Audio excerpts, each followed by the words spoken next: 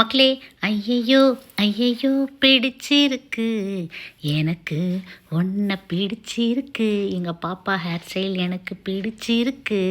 ரொம்ப சந்தோஷமாக இருந்தேன்னு வச்சுக்கோங்களேன். நான் அப்பப்போ இந்த மாதிரியெல்லாம் பாட்டு பாடி உங்களை டார்ச்சர் பண்ணுவேன், நீங்கள் அட்ஜஸ்ட் பண்ணிக்கிங்க. நிஜமாலுமே நான் ஒரு புது விஷயம் ஒன்று கற்றுக்கிட்டேன், அதனால் ரொம்ப ஹாப்பியாக இருக்குது. நேற்றுக்கு என் ஃப்ரெண்டோட டாக்டருக்கு நம்மளோட ஹெர்பல் ஆயில், பாப்பா என்னோடய ஆயில் தான் ரெகுலராக யூஸ் பண்ணுறாங்க, தலையில் நல்லா வச்சு மசாஜ் பண்ணிவிட்டேன்.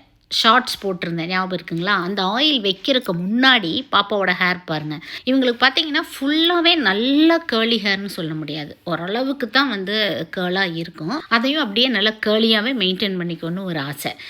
இந்த முடி பார்த்திங்கன்னா எவ்வளோ ஆயில் வச்சாலும் இழுக்குதுங்க, இழுன்னு இழுக்குது. அவ்வளோ ஏறக்குறைய ஒரு 300 ml கிட்ட நல்லாவே நிறையா ஆயில் வச்சேன். ஹேர் வாஷை எடுத்தாச்சு, சரிங்களா? அதாவது பொத்தி பொத்தி வளர்த்த புள்ள மணிமேகலை அப்படிங்கிற மாதிரி நல்ல ஒரு டர்க்கி டவல் வச்சு இப்படி பொத்தி பொத்தி தான் எடுக்கணும். போட்டு லப்புட்டு புட்டு முடி ஒரு நாளும் தட்டவே தட்டாதீங்க. ஸ்கேல்ப்லாம் பார்த்துங்க எவ்வளோ கிளியராக இருக்குது. வெறும் ஹெர்பல் ஆயில் மட்டும் வச்சு ஒரு 2 மணி நேரம் கழிச்சுட்டு ஹேர் வாஷ் எடுத்துகிட்டு, அதாவது நுனி முடி இருக்குது பார்த்திங்களா, இதை இப்படி அப்வர்டாக அப்படி தள்ளி தள்ளி கொடுக்குறது கைகளில். இது மெத்தடுக்கு பேர் ஸ்க்ரன்ச்சிங். ஆமாம், பாப்பா சொல்லி தாங்க எனக்கே தெரியும், அவங்களுக்கு பார்லரில் சொல்லியிருக்காங்க. எனக்கு இதை பற்றி முன்ன பின்ன தெரியவே தெரியாது, சரிங்களா? இப்படி பண்ணுறதுனால அந்த கேர்லி ஹேர் மெயின்டைன் ஆகுது, சும்மா டவலில் போட்டு தட்டாமல். இங்கே பாருங்கள் எவ்வளோ சூப்பராக இருக்குன்ட்டு.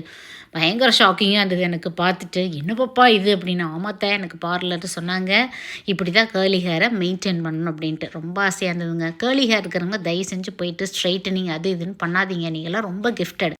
இதுக்கு முக்கியமாக என்ன பண்ணணுன்னா, ஹேர் வாஷ் எடுக்கும்போது இந்த மாதிரி உச்சி மண்டையில் மட்டும் ஷாம்பு போட்டு தேய்ச்சிட்டு அந்த ஃபோம் இருக்கு இல்லையா, அந்த நுரை, அதை மட்டுமே இந்த முடிக்கெல்லாம் கொடுத்து பட்டும் படாமல் அப்படியே வாஷ் பண்ணி விட்டுறணுமா. தண்ணியில் அப்படியே அலசணும். ஷாம்பு போட்டு இந்த முடிக்கெல்லாம் தேய்க்கவே கூடாதான்.